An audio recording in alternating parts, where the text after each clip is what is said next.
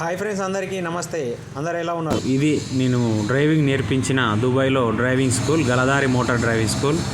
నేను అక్కడ ఇన్స్ట్రక్టర్ అంటే టీచర్గా డ్రైవింగ్ నేర్పించడం జరిగింది.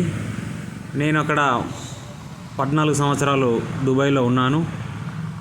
గలదారి డ్రైవింగ్ స్కూల్లో 3 సంవత్సరాలు డ్రైవింగ్ టీచర్గా పనిచేసి రావడం జరిగింది. ఇకపోతే నాకు 2 లైసెన్సులు ఉన్నాయి. కారు మరియు ట్రక్ లైసెన్స్ ఉన్నాయి. నేను 2 నేర్పిస్తాను అక్కడ. స్కూల్ మొత్తంలో 600 మంది ఇన్స్ట్రక్టర్స్, టీచర్స్ ఉంటారు. వాళ్ళందరూ ముస్లిమ్స్. మేమిద్దరం, నేను మా ఫ్రెండ్ మహేష్, నా పేరు రాజేష్. సో మేమిద్దరం మాత్రమే అందులో మన తెలుగు వాళ్ళం, అందులో హిందువులము. అది చాలామంది ఆశ్చర్యపడే విషయము, ఎందుకంటే అక్కడ తెలుగువారు ఎవ్వరు లేరు, మేమిద్దరం మాత్రమే ఉన్నాము.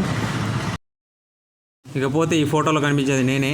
ఇకపోతే డ్రైవింగ్ ఎలా చేయాలి, దుబాయ్లో వెళ్ళిన తర్వాత డ్రైవింగ్ లైసెన్స్ ఎలా తీసుకోవాలి, ఇండియాలో కూడా డ్రైవింగ్ ఎలా చేయాలి, అక్కడికి ఇక్కడికి తేడాలు ఏంటి, డ్రైవింగ్ చేయాలంటే ఏ మహారాతలు ఉండాలి, దుబాయ్లో మనకు ఏమేమి డాక్యుమెంట్స్ కావాలి అనేది ఈ వీడియోలో మీకు పూర్తిగా అందిస్తాను.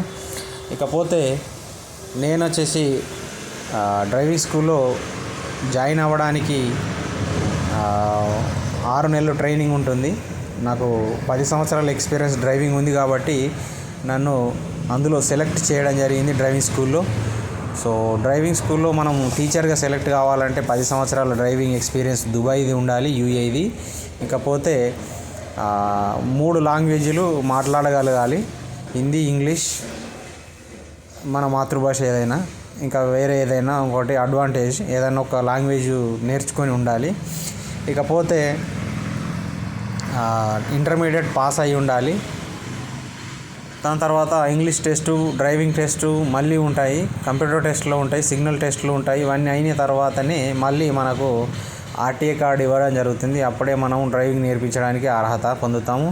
సో డ్రైవింగ్ టీచర్ కావాలంటే సాలరీ లేకుండా 3 నెలలు 4 నెలలు మనకు ట్రైనింగ్ ఇస్తారు. వీసా మాత్రం ప్రొవైడ్ చేస్తారు, కానీ సాలరీ మాత్రం ఏముండదు. సో ఇకపోతే డ్రైవింగ్ నేర్చుకోవాలనుకునే వారికి దుబాయ్కి వచ్చిన తర్వాత డ్రైవింగ్ నేర్చుకుంటే 40 క్లాసెస్ ఉంటాయి. అదే ఇండియా లైసెన్స్ ఉంటే 20 క్లాసులు ఉంటాయి. సో మనకు కావాల్సింది ఏమిటంటే ఇమిరేట్స్ ఐడి ఉంటే సరిపోతుంది. ఇంతకుముందు పాస్పోర్టు మరియు కంపెనీ నుంచి letter, NOC, no objection letter మరియు ఇమిరేట్స్ ఐడి, పాస్పోర్ట్, ఈ 3 కావాల్సి ఉంటుండే. ఇప్పుడు ఒక ఇమిరేట్స్ ఐడి ఉంటే సరిపోతుంది, పాస్పోర్ట్ జిరాక్స్ ఉంటే సరిపోతుంది. కంపెనీ నుంచి ఎలాంటి లెటర్స్ అవసరం లేదు. సో ఇక్కడ లైసెన్స్ కలిగి ఉంటే అక్కడ దుబాయ్లో మనకు 20 క్లాసులు మాత్రమే వర్తిస్తాయి. సో కాకపోతే ఈ వీడియోలో మీకు ఏం నేర్పబోతున్నాను, ఏం చెప్పబోతున్నాను అంటే దుబాయ్కి ఇక్కడికి డ్రైవింగ్కి చాలా తేడా ఉంది. రూల్స్ అండ్ రెగ్యులేషన్స్ చాలా తేడా ఉంటాయి. అక్కడికి ఇక్కడికి చాలామంది అడ్డదిడ్డంగా డ్రైవింగ్ చేస్తుంటారు. సో దానికి నేను ఇక్కడ కొన్ని సూచనలు చెప్పబోతున్నాను. సో పాటిస్తే చాలా బాగుంటుంది, యాక్సిడెంట్లు కావు, నివారించవచ్చు అని ఈ వీడియో చేయడం జరుగుతుంది. సో పూర్తిగా ఈ వీడియో చూడండి. దయచేసి ఈ వీడియో చూసి సబ్స్క్రైబ్ చేసుకోండి. వీడియో చూస్తున్నారు కానీ నాలాంటి చిన్న చిన్న యూట్యూబర్లను ఎంకరేజ్ చేయడం లేదు, సబ్స్క్రైబ్ చేసుకోవడం లేదు. సో దయచేసి పూర్తిగా చూసి ఈ వీడియో లైక్ చేసి సబ్స్క్రైబ్ చేయండి అండ్ కామెంట్ చేయండి. మీకేమైనా సలహాలు, సూచనలు డ్రైవింగ్ లైసెన్స్ గురించి కానీ, దుబాయ్ ప్రాసెస్, వీసా గురించి కానీ ఏమైనా కావాలంటే కామెంట్లో తెలపండి. సో మీకు నేను మళ్ళీ రిప్లై ఇస్తాను. ఇకపోతే దుబాయ్లో మనం లైసెన్స్ తీసుకునే ముందు అక్కడికి వెళ్ళిన తర్వాత అక్కడ 6 స్కూళ్ళు ఉన్నాయి. ఏ స్కూల్లో అయినా మనం డ్రైవింగ్ లైసెన్స్ తీసుకోవచ్చు. సో నేనైతే గలదారి డ్రైవింగ్ స్కూల్లో బెటర్ అని చెప్తాను.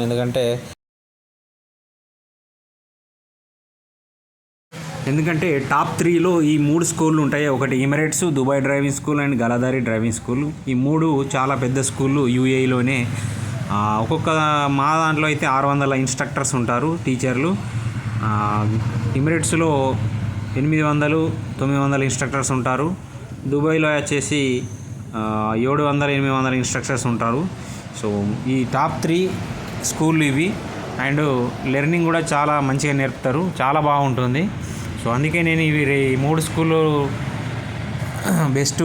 అందులో గలదారి ఈజ్ బెస్ట్ కాబట్టి నేను దాన్ని రికమెండ్ చేస్తున్నాను. మీ స్కూల్లో ఏ స్కూల్ అయినా లైసెన్స్ తీసుకోండి, కానీ ప్రాసెస్ మాత్రం ఇదే ఉంటుంది. ఇకపోతే ప్రతి స్కూల్లో వచ్చేసి heavy licence, light wheeler, 2 wheeler, 4 wheeler, fork lift అంటే మన సైడ్ జేసీబీలు, ప్రొక్లైన్లు ఇవి నడపడానికి వేరే. ఫోర్క్ లిఫ్ట్ అంటే ఇండస్ట్రీ లోపల, ఫ్యాక్టరీ లోపల వర్క్ చేయడానికి కొన్ని ఫోర్క్ లిఫ్ట్లు అనే మిషన్లు ఉంటాయి. సో అవి నడపడానికి వేరే లైసెన్స్ ఉంటుంది. ఇకపోతే truck licence, bike licence, car licence తీసుకున్నవారు పికప్ 3 టన్ పికప్ నడపవచ్చు. కార్ లైసెన్స్తోనే మనం దుబాయ్లో 3 టన్ పికప్ నడపవచ్చు. అంటే మాన్యువల్ గేర్ నేర్చుకున్న వాళ్ళు మాత్రమే అర్హులు దానికి. ఆటోమేటిక్ నేర్చుకుంటే మాత్రం పికప్ నడపరాదు. 3 టన్ పికప్, 1 టన్ పికప్లు నడపరాదు. హెవీ లైసెన్సుకు బస్ లైసెన్సు అండ్ ట్రక్ లైసెన్సులు వేరేగా ఉంటాయి. ప్రతి ఒక్క లైసెన్సు దానికి సపరేట్గా ఉంటుంది. ఇకపోతే మనం ఇప్పుడు కార్ గురించి నేర్చుకుందాం. ఎప్పుడైతే మనం కార్ స్టార్ట్ చేస్తామో దుబాయ్లో మనకు ఫస్ట్ క్లాసు ఇదే నేర్పుతారు. కార్ చుట్టూ ఒక రౌండ్ వేసి టైర్లు చెక్ చేసుకోవాలి, కార్ కింద చెక్ చేసుకొని ఆయిల్ లీకేజ్ అలాంటివి ఏమైనా ఉంటే చూసుకొని తర్వాత లైట్లు, నెంబర్ ప్లేటు ఇవన్నీ చెక్ చేసుకొని కార్ ఎక్కాల్సి ఉంటుంది. ఎందుకంటే నువ్వు ఎప్పుడైతే కార్ ఎక్కావో మళ్ళీ ఏమన్నా ప్రాబ్లం వస్తే మనము దిగి చూసుకోలేము, అంటే ఏర్పడదు. కాబట్టి ఖచ్చితంగా కార్ ఎక్కే ముందే మనం అవన్నీ చెక్ చేసుకొని కార్ ఎక్కాల్సి ఉంటుంది. సో ఖచ్చితంగా ఇవన్నీ చెక్ చేసుకున్న తర్వాతనే మనం స్కూల్లో అయితే ఫస్ట్ క్లాస్ చాలు చేయడం జరుగుతుంది. ఇంకా పోతే స్టూడెంట్తో మేము ఎలా చేస్తాము, స్టూడెంట్కి ఎలా నేర్పిస్తాము అనేది మొత్తం ఈ ప్రాసెస్ మీకు నేర్పించబోతున్నాను. సో ఇతను స్టూడెంటు, ఇప్పుడు ఇతను స్కూల్ నేర్చుకోవడానికి వచ్చాడు. సో మేమైతే ఇలాగా అతన్ని ఇంట్రడక్షన్ చేసుకొని అతనికి మేము డ్రైవింగ్ నేర్పించడం జరుగుతుంది. సో అతనికి ఫస్ట్ కార్ గురించి ఎక్స్ప్లెయిన్ చేయాలి, గేర్ గురించి, టైర్ల గురించి, టైర్లో ఎంత ఎయిర్ ఉండాలి, ఆయిల్ లీకేజింగ్, టైర్లు చెకింగు, వైపర్లు, కారు బోనెట్ కానీ, డిక్కీ కానీ ప్రతి ఒక్కటి, టైర్ చేంజింగ్ గురించి ఇవన్నీ మేము ఫస్ట్ క్లాస్లో అతనికి వివరించి చెప్పాలి. సో అది first class. 1 hour first class ఉంటుంది. ఒక గంట సేపు కార్ గురించి ఎక్స్ప్లెయిన్ చేసి ఇంటీరియర్ ఆర్ ఎక్స్టర్నల్, బయట మరియు లోపల కార్ గురించి మొత్తం వివరించి తర్వాతనే అతని ఫైల్ చెక్ చేసి, ఇమరేట్స్ ఐడి చెక్ చేసి, ఐడి చెక్ చేసిన తర్వాతనే అతన్ని మేము కార్లో కూర్చుండబెడతాము. సో కార్లో కూర్చుండబెట్టిన తర్వాత ప్రాసెస్ ఏంటంటే ఫస్ట్ మనం అతనికి నేర్పించాల్సిన విషయం ఏంటంటే అతనికి డ్రైవింగ్ గురించి అవగాహన, రోడ్ గురించి అవగాహన, ఇవన్నీ 40 క్లాసులు ఉంటాయి. ఇండియా లైసెన్స్ ఉన్నట్టయితే 20 క్లాసులు మాత్రమే ఉంటాయి. అందులో పార్కింగ్ క్లాసులు కూడా ఉంటాయి. సో ఖచ్చితంగా ఇవన్నీ నేర్పిన తర్వాతనే మేము ఫర్దర్ అంటే టెస్టులు ఉంటాయి. ఆ టెస్టుల గురించి స్టూడెంట్ను పంపించడం జరుగుతుంది. సో ప్రతి ఒక్కటి చెక్ చేసుకున్న తర్వాతనే కార్లో కూర్చోవాలి. సో ఇతనికి ఇప్పుడు నేను కార్ గురించి వివరించడం జరుగుతుంది.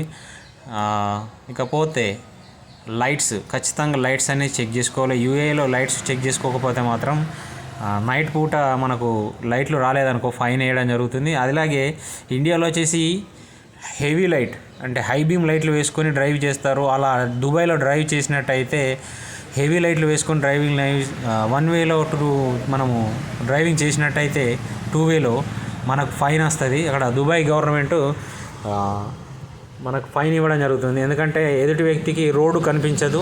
సో యాక్సిడెంట్లు అయ్యే ఛాన్సెస్ ఉంటుంది కాబట్టి హై బీమ్ లైట్లు వేయకూడదు. ఇకపోతే కార్లో కూర్చున్న తర్వాత ఫస్ట్ అతనికి సీట్ అడ్జస్ట్మెంట్ నేర్పించాలి. సీట్ అడ్జస్ట్మెంట్ తర్వాత స్టీరింగ్ అడ్జస్ట్మెంటు, తర్వాత సెంటర్ మిర్రర్ అడ్జస్ట్మెంట్ చేయించాలి. Side mirror, left mirror, right mirror adjustment చేసిన తర్వాత మొత్తం అడ్జస్ట్ అయిన తర్వాతనే లాస్ట్లో సీట్ బెల్ట్ పెట్టుకోవాలి. అలా కాకుండా డ్రైవింగ్ స్కూల్లో ఎప్పుడైతే నువ్వు ఎంటర్ అయిన తర్వాత టెస్ట్లో అయితే నువ్వు డ్రైవింగ్ సీట్లో కూర్చున్న తర్వాత పక్కకు ఆర్టీఏ అంటే గవర్నమెంట్ ఆర్టీఏ అతను, ఇప్పుడు నేను ఎక్కడైతే కూర్చున్నానో ఆ సీట్లో ఆర్టీఏ ఉంటాడు. మనం ఏదైతే మిస్టేక్ అంటే కార్లో కూర్చున్న వెంటనే సీట్ బెల్ట్ పెట్టుకుంటే ఫెయిల్ చేయడం జరుగుతుంది. ఎందుకంటే సీట్ అడ్జస్ట్మెంట్ చేసేటప్పుడు సీట్ బెల్ట్ లాస్ట్లో పెట్టుకుంటేనే నీకు సీట్ బెల్ట్ కంఫర్ట్గా ఉంటుంది. అలా కాకుండా ముందే సీట్ బెల్ట్ పెట్టుకుంటే సీట్ బెల్ట్ టైట్ అవుతుంది. So compulsory first seat adjustment చేసుకోవాలి. తర్వాత మన ఎడమ కాలుకి క్లచ్ నొక్కితే ఫుల్గా లోపల మనకు కంఫర్ట్గా మనకు క్లచ్ కంఫర్టబుల్గా ఉండాలి. చేతును ఇలా స్టీరింగ్ మీద పెడితే స్ట్రైట్గా ఉండాలి. ఎందుకంటే దగ్గరగా ఉంటే ఏమవుతుందంటే యాక్సిడెంట్ ఎవరైనా వెనక సడన్గా మనం డ్రైవ్ చేస్తున్నప్పుడు వచ్చి వెనక నుంచి గుద్దారనుకో మనకి ఈ డిస్టెన్స్లో ఉంటే మనకు తలకు కానీ చెస్ట్కి కానీ ఇంజ్యూరీ అయ్యే ఛాన్సెస్ తక్కువగా ఉంటుంది. సో ఖచ్చితంగా మనం ఒక చేతు ఇట్లా స్ట్రైట్గా కుర్చీలో మనం కూర్చుని మన చేతిని స్టీరింగ్ పైన పెడితే మనకు స్ట్రైట్గా ఉండాలి. సో స్ట్రైట్గా లేకపోతే ఏమైందంటే యాక్సిడెంట్ అయిన తర్వాత చేతులు విరిగే ప్రభావం కూడా ఉంటుంది. సో ఖచ్చితంగా చేతులు ఉంటే మనకు హెడ్కి కానీ మన తలకు కానీ చెస్ట్కి కానీ ఇంజ్యూరీ కాకుండా ఉంటుంది. మరియు హెయిర్ బెలూన్ ఓపెన్ అయితే మనకు దగ్గరగా కొంతమంది సీటుకు కొంచెంమంది స్టీరింగ్ అనేది ఫేస్ను దగ్గరగా పెట్టుకుంటారు. అలా పెట్టుకోవడం వల్ల ఇంజ్యూరీ అయ్యే ఛాన్సెస్ ఉంది. ఎయిర్ బెలూన్ ఓపెన్ అవుతుంది. సో కొంతమంది అయితే ఏం చేశారంటే, నేను ఇండియాలో చూశాను, చిన్నపిల్లల్ని డ్రైవింగ్ సీట్లో కూర్చుండబెట్టుకుంటున్నారు, లేదంటే లెఫ్ట్ సీట్లో అదే ప్యాసింజర్ సీట్లో కూర్చోబెట్టుకుంటున్నారు. 14 సంవత్సరాలు నిండక ముందు డ్రైవింగ్ సీట్లో కానీ పక్క పొంటి ప్యాసింజర్ సీట్లో కానీ చిన్నపిల్లల్ని కూర్చుండబెట్టడం దుబాయ్ లా ప్రకారం నేరము. అందుకు ఫైన్ మరియు జైలు శిక్ష కూడా ఉంటుంది. నేను ఇండియాలో చూసిన కొన్ని ఘోరాలు ఏంటంటే, ఒళ్ళో కూర్చుండబెట్టుకొని చిన్నపిల్లల్ని, పాపల్ని, చిన్న పిల్లల్ని, బేబీస్ని ఒళ్ళో పెట్టుకొని కూర్చుండబెట్టుకొని డ్రైవింగ్ చేస్తారు. ఇంకా కొంతమంది అయితే నేను అవి వీడియో తీద్దాం అనుకున్నాను. సో కార్ పాస్ట్ ఉండి వెళ్ళిపోయారు వాళ్ళు. స్టీరింగ్ మీద వాళ్ళ పాపను పడుకున్నది, అతను డ్రైవింగ్ చేస్తున్నాడు. సడన్గా యాక్సిడెంట్ అయింది అనుకో, అప్పుడు ఇద్దరు చనిపోయే ప్రమాదం ఉంటుంది. వెనక నుండి అనుకోకుండా ఏదైనా యాక్సిడెంట్ ఎవరైనా కొట్టిరేసారనుకో, గుద్దేసారనుకో, ముందట హెయిర్ బెలూన్ ఓపెన్ అవుతుంది. అతను పాపను స్టీరింగ్ మీద పడుకోబెట్టి డ్రైవింగ్ చేస్తున్నాడు. అది చాలా డేంజరు. ఇలాంటివి కొన్ని మానుకోవాలి. అండ్ సీట్ బెల్ట్, ఒకవేళ చిన్నపిల్లలు ఉంటే ఖచ్చితంగా సీట్ బెల్ట్ పెట్టుకున్న తర్వాతనే డ్రైవింగ్ చేయాలి. సో ఇవి జాగ్రత్తలు తీసుకుంటే బెటర్గా ఉంటుంది. ఇలా కాకుండా అడ్డదిడ్డమైన డ్రైవింగ్లు చాలా చూశాను.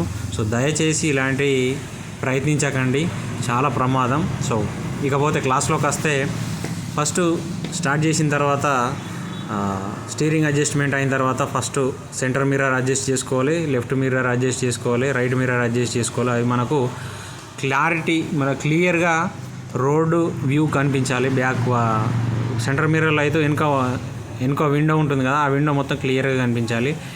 లెఫ్ట్ మిర్రర్లో మనకు టేల్ లైట్ అంటే వెనక లైటు ఎడ్జ్ కనిపించాలి. అలాగే రైట్ మిర్రర్లో కూడా టేల్ లైట్ ఎడ్జ్ కనిపించాలి. అలా అడ్జస్ట్ చేసుకున్న తర్వాత సీటు అవన్నీ అడ్జస్ట్మెంట్ చేసుకున్న తర్వాత కార్ లైట్లు ఆన్లో ఉంటే ఆఫ్ చేసుకోవాలి, ఏసీ ఆన్లో ఉంటే ఆఫ్ చేసుకోవాలి. బండి న్యూట్రల్లో ఉందో లేదో చెక్ చేసుకున్న తర్వాతనే ప్యాసింజర్కి కూడా సీట్ బెల్ట్ పెట్టుకోమని చెప్పాలి. దుబాయ్లో అయితే ఖచ్చితంగా మనం టెస్ట్లో ఉన్నట్టయితే అక్కడ ఆర్టీఏకు ఖచ్చితంగా నువ్వు చెప్పాలి, సీట్ బెల్ట్ పెట్టుకోండి సార్ అని.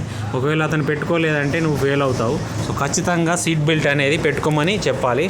తర్వాత ఎవరైనా సీట్ బెల్ట్ పెట్టుకోకపోతే దుబాయ్ లా ప్రకారం ఫైన్ పడుతుంది. ఫైన్లు సాధారణంగా ఇక్కడ 100-200తో పోతాయి. అక్కడ ఫైన్లు అలా కాదు. సీట్ బెల్ట్ పెట్టుకోకుండా పోతే 500 దరమ్స్ ఫైను. అంటే ఇక్కడ ఏం లేకున్నా 12,000-15,000 రూపాయల ఫైను. చిన్నపిల్లలు ముందు సీట్లో కానీ డ్రైవింగ్ సీట్లో కానీ కూర్చుని డ్రైవింగ్ చేసినట్టయితే 20,000 ఫైను. మరియు ప్యాసింజర్ సీట్లో పెద్దవారున్నా కానీ వాళ్ళు సీట్ బెల్ట్ పెట్టుకోకుండా కానీ 10,000 వరకు ఫైన్ ఉంటుంది. సో ఖచ్చితంగా సీట్ బెల్ట్ అనేది అక్కడ మస్ట్గా పెట్టుకోవాల్సి ఉంటుంది. సో ఖచ్చితంగా సీట్ బెల్ట్ పెట్టుకోవాలి. తర్వాత కార్ స్టార్ట్ చేసిన తర్వాత ఇవన్నీ చెక్ చేసుకోవాలి. లైట్లు ఇవన్నీ కారు స్టార్ట్ చేసుకునే ముందు మనం ఖచ్చితంగా చెక్ చేసుకోవాలి. చెక్ చేసుకోకపోతే ఏమవుతుందంటే, కార్ స్టార్ట్ చేసేటప్పుడు లైట్లు కానీ ఏసీ చాలు ఉంటే బ్యాటరీ ఖరాబ్ అయ్యే ఛాన్సెస్ ఉంటుంది. అదే వెహికల్ న్యూట్రల్ లేకుండా చాలు చేస్తే కారు ముందట ఏదన్నా ఉంటే గుద్దుకునే ప్రమాదం ఉంటుంది. సో ఖచ్చితంగా ఏంటంటే మనం ఇవన్నీ చెక్ చేసుకున్న తర్వాతనే కార్ స్టార్ట్ చేసుకోవాలి. సో ఇకపోతే ఈ వీడియో చాలా లెంతీ అవుతుంది. సో మీకు పార్ట్ 2 కూడా పెడతాను. సో ఖచ్చితంగా చూడండి. డ్రైవింగ్ స్కిల్స్ నేర్చుకొని బయట దేశాలకి వెళ్ళి డ్రైవింగ్ నేర్చుకోవాలనుకుంటే లైసెన్స్ తీసుకొని అక్కడ ఉద్యోగం చేయాలనుకుంటే ఈ వీడియో మీకు ఉపయోగపడుతుంది. సో ఖచ్చితంగా ఎండ్ వరకు చూసి లైక్ చేసి సబ్స్క్రైబ్ చేయండి. మీకేమైనా డౌట్స్ ఉంటే ఖచ్చితంగా కామెంట్ చేసి నన్ను అడగండి, నేను మీకు డౌట్ క్లియర్ చేస్తాను. డ్రైవింగ్ గురించి ఇంకేదైనా విషయం ఉంటే. సో వీడియో లెంతీ అవుతుంది కాబట్టి మీరు ఖచ్చితంగా పార్ట్ 2 ఉంటుంది. సో ఖచ్చితంగా మీరు చూసి ఆదరిస్తారని కోరుకుంటున్నాను. ఇకపోతే మా చిన్న చిన్న యూట్యూబర్లను కొంచెం సపోర్ట్గా చేస్తే మంచి మంచి వీడియోలు చేస్తాం కాబట్టి సో ఖచ్చితంగా నాలాంటి చిన్న చిన్న యూట్యూబర్లను ఎంకరేజ్ చేయండి. So thanks for watching. Please subscribe. ఈ వీడియో యొక్క ముఖ్య ఉద్దేశం మన తెలుగువారి కోసం. చాలా కష్టాలు పడతారు, దుబాయ్కి వచ్చి ఎండలో పనిచేస్తారు. సో ఈ లైసెన్స్ తీసుకునడం వల్ల కొంచెం సులువైన పని కాబట్టి డ్రైవింగ్ చేయడం. సో వాళ్ళ కోసం ఈ వీడియో మన 2 తెలుగు రాష్ట్రాల ప్రజలకు ఉపయోగపడుతుందని చెప్పి నేను ఈ వీడియో చేయడం జరిగింది. సో అందరూ తప్పకుండా చూసి ఆదరిస్తారని కోరుకుంటున్నాను. ఇకపోతే నెక్స్ట్ వీడియోలో డ్రైవింగ్ గురించి ఫుల్గా ఎక్స్ప్లెయిన్ చేస్తాను, ఎలా చేయాలి డ్రైవింగ్ అనేది ఇండియాలో. మరి ఈ స్కిల్స్ మళ్ళీ మీకు అక్కడ ఉపయోగపడేలా నేను నేర్పిస్తాను. So thanks for watching. ఇకపోతే మళ్ళీ పార్ట్ 2లో కలుద్దాం. Okay, bye friends. జై హింద్.